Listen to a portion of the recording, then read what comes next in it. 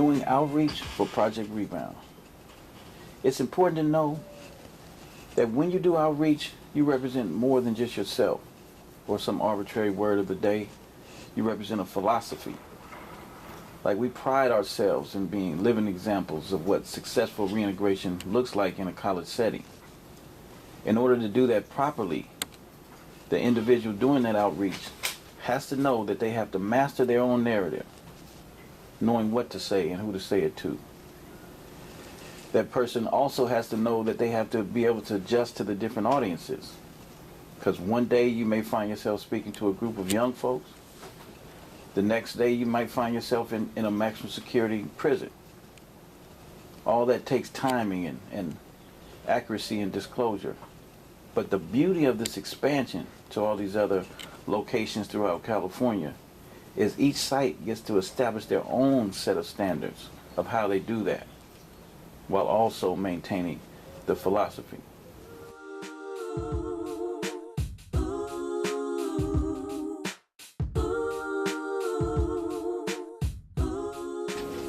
One of the most important things in life is being able to pursue purpose. Every individual has something unique to them, something that makes them special, that makes them different, that they're meant to give to the world. You have to realize that you're here for a purpose. You're here to give that gift to others and to influence the world in a positive way. Now, once you realize that, you have to take it to the next step. And that's realizing that I can't give that gift. I can't fulfill my purpose and stand in it unless I'm positive, I'm hardworking, I'm determined, I'm resilient, and I'm free. And then once you accept that into yourself, you bring it into reality by affirming that, by telling yourself that I owe it to my extended family, everyone who's nurtured me into the person I am today, to give my best to the world. And that I can succeed, I must succeed, I will succeed. There's a book on Broadway, and I asked a tier runner to bring it up to me. And so he goes down and he brings back the book. And what book is it? Of course, Romeo and Juliet. And so I read the book cover to cover, and a light goes on. Bam! I have this epiphany, right? And so the epiphany was that the book Romeo and Juliet had everything to do with my life. That book was about gangbanging. You know, the opening scene is Capulet and Montague in the square, and they're having a feud, right? They immediately own one another, right? It's on sight. Romeo sees Juliet, right? He's in love with her because she's a crosstown girl. Nobody knows his girl, right? Like, you know, I know Juliet. Like, nah, you don't know Juliet. She's not from around here, you know? Mercutio, who's his best friend, tells him about the party, and he's like, man, let's go to the crosstown. He's like, you crazy? If we go over there, it's going to be a problem. And he's like, no, it's good. Like, you know, we're going to wear masks, right? So they end up in the party. Tybalt, who's Juliet's first cousin, sees Romeo and Mercutio, and he flips out, right? He's like, what? Like, he feels disrespected, right? They crosstown. How these crosstown suckers gonna be in his party, right? At his uncle's house, nonetheless, right? Tybalt can't let it go. He sees Mercutio out in public, and he can't let it go. He gets on that boy's helmet piece, right? He kills Mercutio. He kills him, and as a result, what happens? Well, they tell Romeo, this is Romeo's best friend, right? Like, you know, they just killed your boy. What you gonna do? Type of thing. And so, of course, he, you know, avenges Tybalt and kills him. But now that's a big problem because it's his girl's, his wife's, right, first cousin. Like, how do you start that conversation, right? In the end, they both died, right? And I'm sure that's like quite a you know, a really short and kind of interpretation or, you know, synopsis of Romeo and Juliet. But for me, that's what I derived from it. I had lived that story. I knew I had relatives, I had loved ones, I had friends, I had family members that could relate to that story, that had heard that story, that had participated in that story. We all had a similar voice that added to the larger narrative of that type of story. Change is kind of thankfully or woefully an inevitable part of our lives, and I think it's pretty cool that we can actually personify the positive side of that, of change. And I want others, especially women and girls with incarceration experiences, to take those feelings of shame and doubt and learn how to transform them into a sense of opportunity.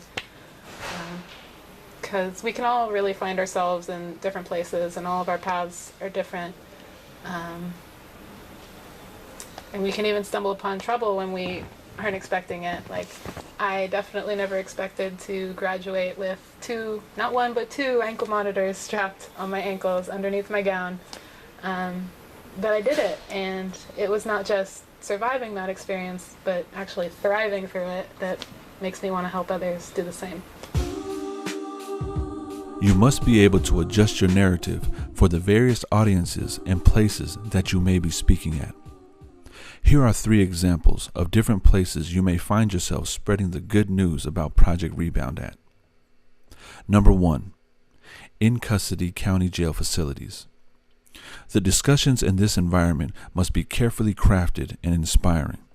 The groups in custody many times are going to see speakers as part of the same system that they have given up hope in. You could also speak on college campuses where the conversations are educational. People don't know how folks from prison can be on par with them in an academic arena. The discussion is mainly to educate them on real-life issues of prison, both past and current. You may even speak at conferences where the topics can be on anything from in-prison higher education to adult probation and parole conferences. The Rebound team is always willing to adjust on issues that deal with education and incarceration. We are also careful to know when there is an issue that is over our heads. Regardless of who in your office is doing outreach, you all should develop some site-shared standards.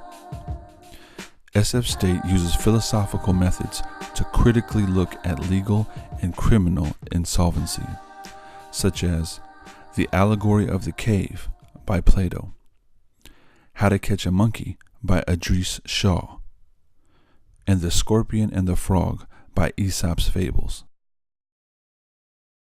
These are focal points that we have used to educate the populace. Each campus must develop some form of their own or model the different ones that we have used over the years.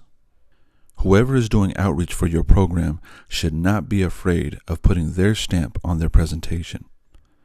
In San Francisco, we have had pioneers set some pretty high standards for outreach, making use of everything from Shakespeare to ancient Sufi ideas. In respect to Ayrton Morales, each campus that represents Project Rebound should develop a model of their own. The sky is the limit.